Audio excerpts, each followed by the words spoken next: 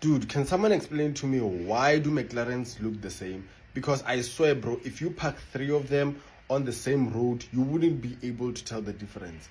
Like the average Joe couldn't be able to tell the difference between a 720 and a 765. I'm gonna give you 3 seconds to tell me what this is. Guessed it yet? Okay, you're wrong.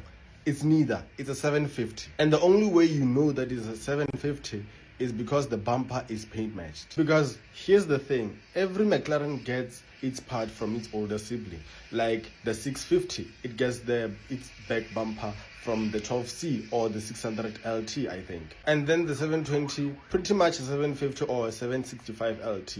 And the special one called the McLaren Elva, that's basically a 720 with no windscreen. In my opinion, the only McLaren that feels unique is the McLaren GT. But I'm telling you, bro, McLaren is like Apple. They just copy and paste.